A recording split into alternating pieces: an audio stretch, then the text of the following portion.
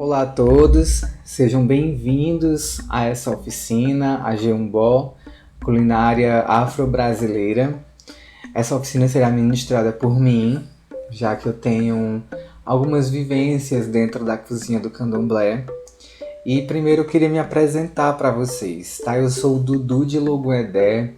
Hoje sou babalorixá, mas eu sou, na verdade, o Tum-axé do Ibaxé Tobi Fumidejá, que é essa casa que vai nos acolher para a gente falar um pouco sobre essa questão da culinária, sobre essa questão das comidas, das oferendas, e a gente vai mostrar na prática como se faz, os elementos que levam, toda essa arte da gastronomia da tradição afro-brasileira dentro da religião do candomblé, certo? Existem outros fazeres e outros saberes também de matriz africana em outras religiões, mas a gente vai mostrar especificamente sobre o candomblé e como se constrói dentro de uma cozinha de uma casa de orixá essas oferendas. Sou iniciado há 7 anos, me iniciei em 2014 na cidade de Fortaleza, aqui no Ceará,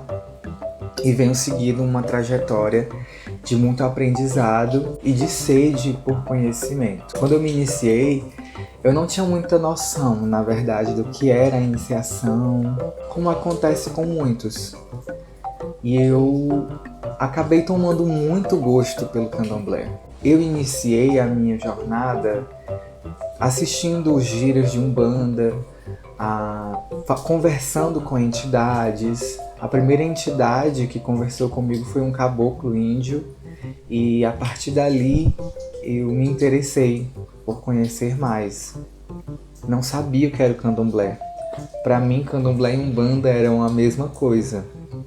Ali eu já estava tendo contato com essa religião, que para mim era uma coisa só. E depois eu comecei a ver que não, que existe uma separação, que existe uma diferença. Apesar da mesma matriz, apesar de alguns costumes em comum, mas são religiões diferentes. Tem ritos diferentes, doutrinas diferentes, cantigas diferentes e outras coisas. E aí eu comecei a ver o candomblé com um outro olhar, quando comecei a participar das funções da casa. E quem é de candomblé, quem é de axé, quem é praticante da religião, sabe que tudo começa na cozinha.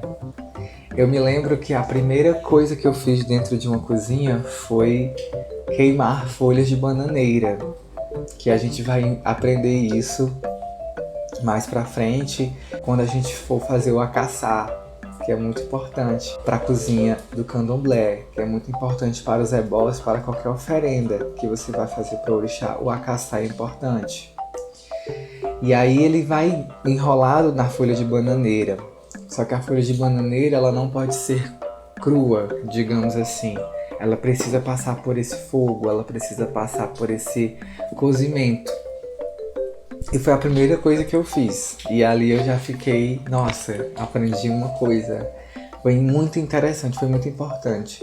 Muitas pessoas às vezes até dão um pouco de risada quando eu falo que a primeira coisa que eu aprendi foi a queimar folha de bananeira. Mas pra mim foi muito importante, porque foi uma porta de entrada, certo? E a partir da porta de entrada que eu tive, que foi queimar as folhas da bananeira, eu consegui aprender cada dia mais, fazendo as outras comidas, inclusive o próprio acaçá, enrolar.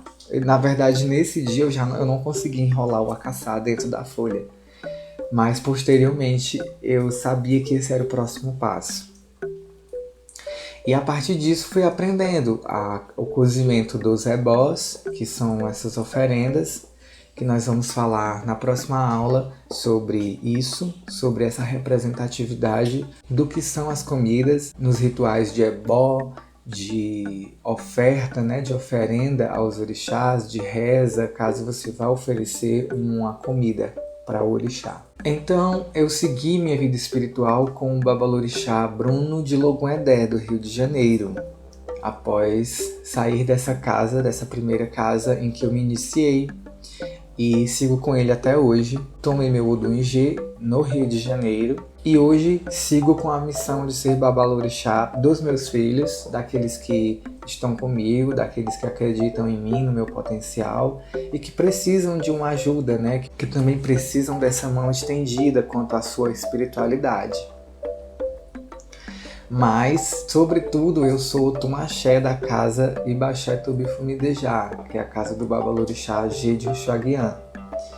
E lá eu consigo também exercer esse papel de coordenar a cozinha. Não por cargo, não porque eu fui outorgado para isso, mas porque eu gosto muito e pelo entendimento que eu tenho, embora pouco, eu consigo gerenciar bem essa questão da comida sendo preparada, da comida saindo da cozinha, da comida sendo organizada para que ela possa ser direcionada para o fim que ela vai ter, seja ela de ebó ou seja ela para oferecer ao Ibá do orixá. E dentro dessa minha trajetória, eu já estava dentro da universidade, né, dentro do Instituto Federal do Ceará, no curso superior de licenciatura em teatro.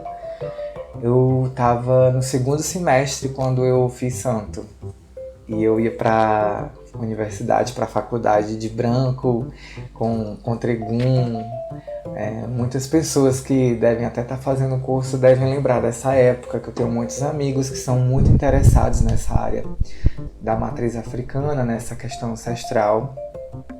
E ali eu cumpri meu preceito na faculdade, estudando, ainda precisei ter faltado alguns dias de aula porque eu ainda estava recolhido quando o semestre começou, mas eu consegui dar continuidade e concluir aquele semestre. Todos os professores entenderam e foi muito importante para mim fazer essa faculdade porque eu consegui linkar no final do curso com o meu TCC, eu consegui linkar as práticas ancestrais do candomblé junto com as práticas do teatro, da performance.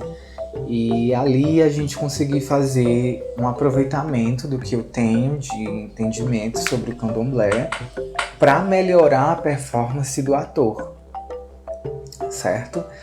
E dentro disso eu fui estudando sobre as representatividades que o candomblé tem, né, principalmente com relação aos materiais sagrados usados e com a própria divindade do orixá, os arquétipos ancestrais e toda essa gama teórica que as religiões em si trazem, né? O candomblé não é diferente. Muitas pessoas acreditam que o candomblé ele é apenas você precisa fazer parte do terreiro e ali você já é do candomblé. E até é, mas é muito interessante que a gente estude sobre nossa religião, sobre nossa religiosidade, sobre a própria espiritualidade que o candomblé traz de forma singular, certo? É uma forma única do candomblé que traz essa espiritualidade para a gente refletir, para a gente pensar e a gente agir conforme as doutrinas, conforme a cosmovisão que a gente passa a ter do universo. Então, dentro da cozinha, eu consegui me encontrar. Eu gosto muito de estar dentro da cozinha, apesar de hoje, pelo meu cargo, né, pelo meu posto, não permitir que eu esteja 100% lá dentro, até porque hoje eu faço o papel de ensinar, dar a oportunidade para aquelas pessoas que querem também viver essa experiência. Então, quando existe algum ebó, quando existe alguma oferenda, alguma comida de santo, de orixá,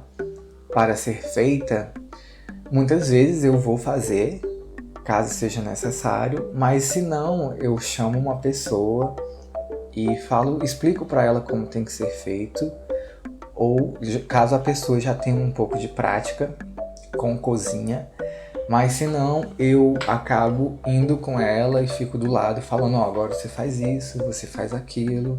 E é muito interessante depois receber o depoimento da pessoa, porque ela fala que realmente aprendeu, que foi importante, achou interessante.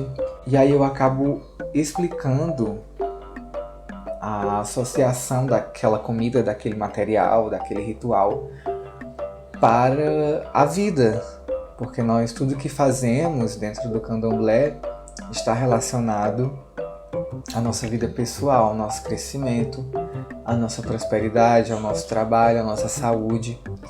Então, todos os elementos que vocês vão ver aqui é para cuidar espiritualmente dessas questões, certo? É muito importante a gente saber disso, porque muitas vezes as pessoas procuram candomblé para resolver questões que, por exemplo, um médico pode resolver. Muitas vezes um psicólogo consegue resolver, muitas vezes você mesmo consegue resolver. Mas existem coisas que realmente a gente não consegue. E é nessa hora que o sacerdote, que o babalorixá, que o orixá entra em ação para cuidar e melhorar o destino do ser humano. Como, por exemplo, a boa sorte.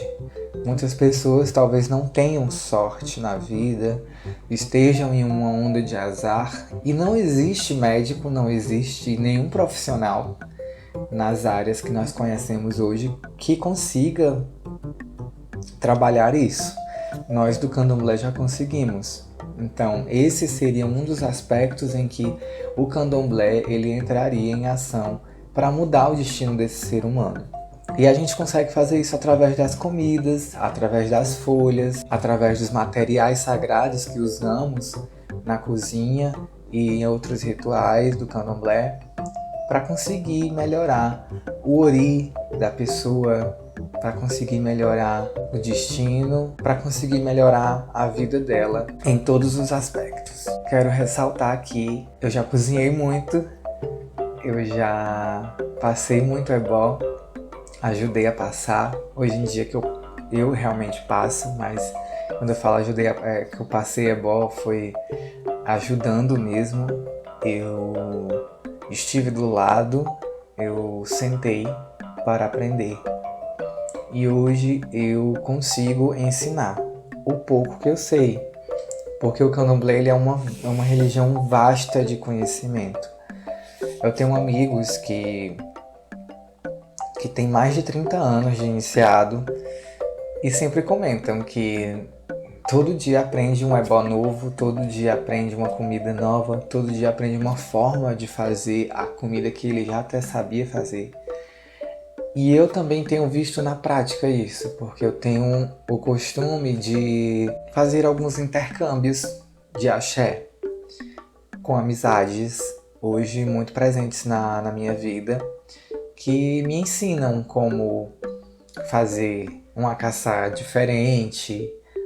Tem a mesma conotação, tem o mesmo resultado, a mesma finalidade. Eu falo da forma de preparar, da forma de enrolar, por exemplo, porque às vezes se torna um pouco mais prático, porque às vezes se torna um pouco mais rápido, e então isso é interessante a gente aprender, certo? É interessante a gente saber que existem outras possibilidades, certo? Deixando bem claro que não muda nada do que é a finalidade, não muda nada do que é a propriedade daquele elemento. Pelo contrário, continua a mesma coisa, só que é uma outra forma de fazer que pode trazer pra gente agilidade por conta do tempo, às vezes é algo que precisa ser feito em cima da hora, né, por milhões de questões espirituais, milhões de questões pessoais até, né, por conta de pessoas, nós estamos numa comunidade, então em algum momento pode haver alguma falha de comunicação e a gente da cozinha precisa estar muito atento a isso, para não haver essas falhas, e se houver a gente saber como lidar com isso e entregar o melhor ao orixá da mesma forma. Certo? Eu espero que vocês consigam aprender bastante e na próxima aula a gente vai falar sobre os elementos e a representatividade deles, como é que a gente vai encaminhar esses ebós, a gente vai encaminhar essas oferendas para os orixás e por que a gente faz dessa forma, tá bom? Uma breve explicação sobre a cosmovisão iorubá. Até a próxima aula.